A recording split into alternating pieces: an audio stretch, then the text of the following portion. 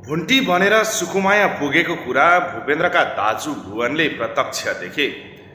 आफ्नो श्रीमानसँग कुरा गरिरहेकी थिइन् सुकुमाया, तर आवाज परिवर्तन नगरिकन आफ्नै आवाजमा आफ्नो श्रीमानसँग बोलिरहेको र भोलिका दिनमा भुन्टीलाई अदालतमा बोलाएको छ। भोलि अन्तिम दिन हुनेछ र भुन्टीलाई म धेरै कुरा सिकाएर अदालत पठाउँछु भन्दै आफ्नो श्रीमानसँग सल्लाह लिइरहेको यथार्थ भुवनले सबै सुने।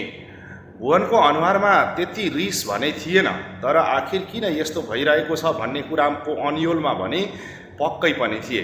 ठ्याक्कै अनुहार पनि मिल्ने, बानी व्यवहार पनि मिल्ने, तर अलिकति आफू नडराउने र कानुन धेरै जानेको मात्र फरक थियो।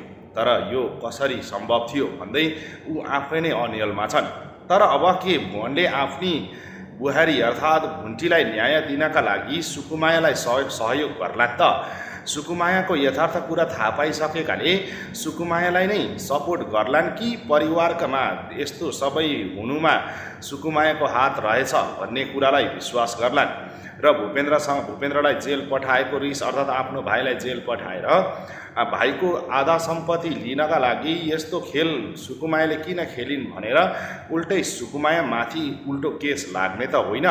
कतै सुकुमायाले नगरेको काम गरेको चाहिँ गरेर सुकुमायालाई नै फसाउने काम यिनीहरूले गरे भने भुन्टीले न्याय कसरी पाउलिन्? भुन्टी आफू न्याय पाउनका लागि आफ्नो श्रीमान र परिवारसँग लड्न नसकेपछि भुन्टीको ठाउँमा सुकुमाया आएकी हुन्। तर यो कुरा सबै भूपेन्द्रका दाजु भुवनले भने प्रष्टसँग थाहा पाइसके। तर अब अरू परिवारले पनि थाहा पाए भने के हुने हो? गाउँमा पनि छाइछुई कता कता हल्ला चल्न थालिसकेको छ। अझ भुन्टीको ठाउँमा भुन्टीको पोसाक लगाएर सुकुमाया उभिएकी छिन् भन्ने कुरा गाउँमा हल्ला चल्यो भने भूपेन्द्रका सारा परिवारले थाहा पाउँछन् र के हुने हो? र भुन्टी मितिनीका परिवारले पनि थाहा पाए भने राम्रो पक्का हुँदैन भन्दै एकदमै धेरै डराइरहेका छन् सुकुमायाका श्रीमान भने। तर पनि पैसा दिएर त्यो रफादफा गर्छु अर्थात् बन्द गर्छु भनेर त्यो केटीलाई पैसा दिन कोसिस गरिरहेका हुन्छन्।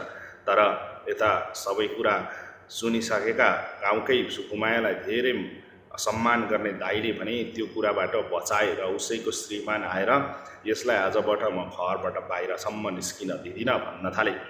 त्यो त गाउँको केस त ठिक भइसकेको थियो, तर सुकुमायाका श्रीमानको भने भित्रभित्रै डरले मुटु कामिरहेको थियो। त्यही भएर आफ्नो श्रीमतीलाई सचेत गराउनका लागि र यहाँ सबै कुरा थाहा भइसक्यो भन्नका लागि फोन गरेका थिए।